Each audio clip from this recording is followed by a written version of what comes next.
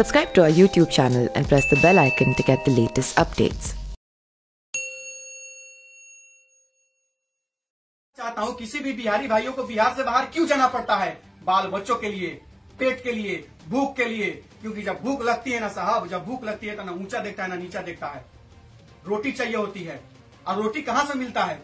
रोटी मिलता है रोजगार से, पैसा से। रोजगार ही नहीं तो पैसा कहाँ से आएगा? अब पैसा नहीं है तो रोटी कहाँ से आएगा? बच्चे पढ़ेंगे कहाँ से? उनका दवा कहाँ से होगा? उनका इलाज कहाँ से होगा? शिक्षा पर खर्चा कहाँ से होगा? कहीं से नहीं हो पाएगा। तो आज मैं दोनों से पूछ रहा हूं, आज हमारे एक एक बिहारी भाइयों को अगर बिहार से बाहर दशा हो रहा है तो उसके जिम्मेवार कौन है? उसके जिम्मेवार सीधे सीधे तौर पे आप नीतीश कुमार जी हैं। जितने भी सत्ता में बैठे लोग हैं, आप लोग जिम्मेवार हैं। हम सांसद को क्यों चुनते हैं? क्या एक सांसद, बिहार में 40 सांसद हैं। हमारे चंपारण में, पूर्वी चंपारण का जो 2700 प्रखंड अगर देख लिया जाए तो 3 सांसद का क्षेत्र आता है। 3 सांसद का क्षेत्र आता है और 3 सांसद मिलकर एक फैक्ट्री नहीं बचा पाए, एक फैक्ट्री नहीं बचा पाए। तो ऐसा हमको जनप्रतिनिधि चाहिए, ऐसा नेता हमको चाहिए। केवल पूर्वी चंपारण में 12 विधायक लोग हैं, एक आध को छोड़ दिया जाए तो बाकी सब लोग नाकारा है, कोई काम का नहीं है लोग। मैं किससे गुहार लगाऊंगा? इन लोगों के पास हम लोग जाते हैं, हम लोग नेता के पास ना जाएंगे भाई। हम जनप्रतिनिधि क्यों चुनते हैं? हम जनप्रतिनिधि इसलिए चुनते हैं ताकि जहां पे हम नहीं पहुंच पा रहे हैं, जहां हमारी आवाज नहीं जा पा रही है, विधानसभा के अंदर, लोकसभा के अंदर, राज्यसभा के अंदर, हम जैसे आम आदमी की या आपकी और आपकी एंट्री है नहीं है। किसकी एंट्री है? जिनको हम लोगों ने सिलेक्ट किया है, जिनको हम लोगों ने इलेक्ट किया है, हमने जिनको वोट दिया, हमने अपना विश्वास दिया, हमने अपना ताकत दिया है, उनको पूछने की ताकत है। लेकिन वो नहीं पूछते हैं। वो तो बस चीनी मिल को एक मुद्दा बनाकर छोड़ दी कि चीनी मिल जब चालू हो जाए तो वोट कथी के नाम पर मांगल जाये, रोजगारे हो जाये तब वोट कथी के नाम पर मांगल जाये, मोतिया झील साफ हो जाये तब वोट कथी के नाम पर मांगल जाये, सारा लोग के रोजगारे मिल जाये तब वोट कथी पर मांगल जाये, सारा लोग के बाल बच्चा पढ़िए शिक्षा मजबूत हो जाए तो वोट कथी पर मांगल जाये, सारा लोग सुख समृद्ध हो जाए तो फिर वोट कथी पर मांगल जाये, नहर नाला अगर निर्माण हो जाए तो फिर वोट कथी पर मांगल जाये। ये मेंटालिटी है नेता लोगों का, ये मेंटालिटी है यहाँ के लोगों का, पार्टियों का। यहाँ ये मेंटालिटी है, जहाँ ये मेंटालिटी है कहीं सुधार होने वाला नहीं है। सुधार कब होगा? हम सभी बिहारी भाइयों को एक होना होगा, अपना ताकत एकजुटता दिखाना होगा और इन लोगों को बता देना होगा, इन लोगों का औकात की तुम नेता हो ना, तुम्हारा औकात हम दिखा देंगे 5 साल के भीतर। कोई औकात नहीं रहेगा आपका। अगर हम जनता ने अपना खून पसीना, यहाँ दर्द होता है। आपको पता है बिहार से बाहर कभी कभी ऐसा सिचुएशन आता है कि हमारे बिहारी भाइयों को पेपर में रख के भात चावल और रोटी ब्रेड खाना पड़ता है, पेपर में रख के, पेपर में, फुटपाथ पर बैठ के पेपर में। देखें हम, अगर मैं झूठ बोल रहा हूं तो आप बता सकते हैं, कमेंट में आप लिख के बताइएगा कि अगर मैं झूठ बोल रहा हूं तो। पेपर में बैठ के चावल खाना पड़ता है, पेपर पे बैठ के। मैं क्या बताऊं, इधर उधर से लेके कुछ न कुछ खा के जीवन यापन करना पड़ता हूं। मैं यही पूछना चाहता हूं, अगर आप लोगों को विश्वास मिला है, मतदान हम लोगों ने किया है, आप लोग जीते हुए हैं, तो फिर क्यों नहीं हम लोगों के बारे में सोचिएगा। मैं एक एक बिहारी भाइयों को कहना चाहता हूं, अब समय आ गया है। मैं बता रहा हूं भाई लोग, हाथ जोड़ के निवेदन कर रहा हूं कि अब समय आ गया है कि आप सब लोग एक होइए, जाति धर्म सब छोड़ दीजिए, ऊंचा नीचा सब छोड़ दीजिए।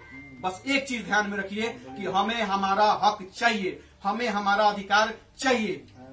अगर हमें हमारा हक और अधिकार नहीं मिलेगा तो वो सरकार कोई भी हो, वो विधायक हो, सांसद हो, मंत्री हो, राज्यसभा सांसद हो, सबकी मैं ईंट से ईंट बता दूंगा। और एक चीज मैं आपको बता देता हूं, जितने भी बिहारी भाइयों का इस दौरान दशा हुआ है, कसम है आपको बिहार की मिट्टी की, मैं कसम दे रहा हूं आप लोगों को, बिहार की मिट्टी की कसम दे रहा हूं।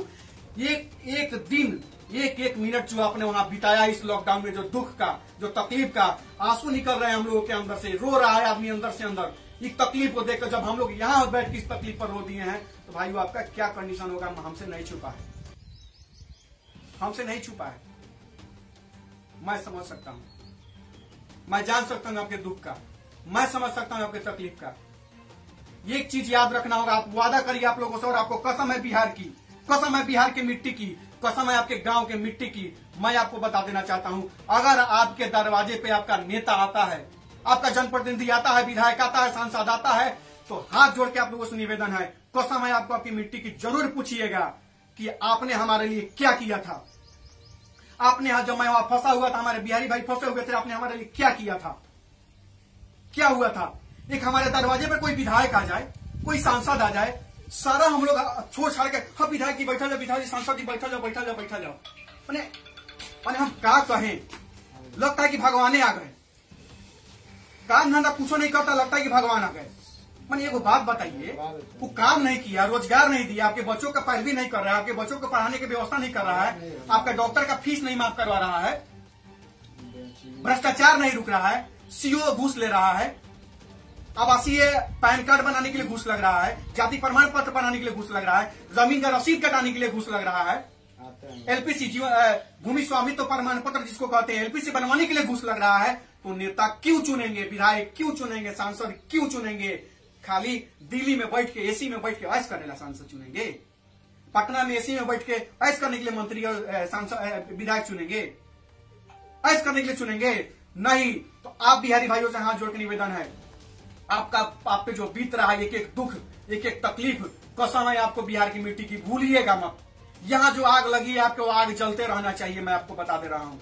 वो आग जलते रहना चाहिए और वो आग तब तक जलते रहना चाहिए जब तक आप आगे जनप्रतिनिधि से सवाल पूछिए, जवाब पूछिए, चाहे वो किसी भी पार्टी का हो, किसी भी दल का हो। संकल्प लीजिए कि हमें हमारा विकास चाहिए, हमें हमारे मोहल्ले का सड़क चाहिए, हमें मोहल्ले में नाला चाहिए, हमें हमारे बच्चों के पढ़ने के लिए अच्छा शिक्षा चाहिए, हमें अपने स्वास्थ्य सुविधा के लिए अच्छा स्वास्थ्य सुविधा चाहिए। हम जब लड़ते थे तो हमको कुछ कुछ लोग पागल कहता था ना। ये अनिकेत पांडे सदर अस्पताल पर भीड़े रहते थे, सदर अस्पताल आईसीयू हुआ, क्या होगा, आईसीयू चालू हो के क्या फायदा हुई, वेंटिलेटर लगा के क्या फायदा हुई, एक्सरे चल का फायदा हुई, अल्ट्रासाउंड का फायदा हुई, सरकारी नुबा। आज एम्बुलेंस चालू करा के क्या फायदा होता? आज देखिए, आज जो बना होगा, जो 20 एम्बुलेंस में से जो 12 एम्बुलेंस जो दौड़ रहा है सड़कों पर, लोगों का जान बचा रहा है। पागल कह रहा था हमको लोग, पागल कह रहा था हमको लोग। आज एम्बुलेंस चल रहा है कि नहीं? आईसीयू चालू करवाए थे, आज आइसोलेशन सेंटर बना है कि नहीं? किसका जान बच रहा है? पागल हूं? पागल था, आईसीयू चालू करवा दिया, वेंटिलेटर लगवा दिया, पागल था। पार्क पर रोक लगा के वेंटिलेटर चालू करवा दिए। उस समय लोग कहता है कि पार्क पर रोक लगा रहे हैं, अनिकेत पांडे पागल है। ठीक है, पागल है, ठीक है। अगर हमारे पागलपन से किसी का जान बच रहा है, किसी को स्वास्थ्य सुविधा मिल रहा है, कोई खुशहाल होकर ठीक होकर अपने घर जा रहा है, मुझे मंजूर है।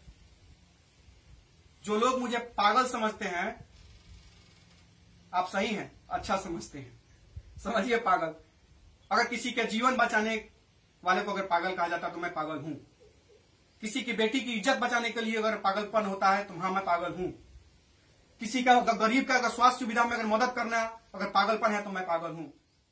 कहिए कितना पागल कहते हैं आप लोग। Subscribe to our YouTube channel and press the bell icon to get the latest updates.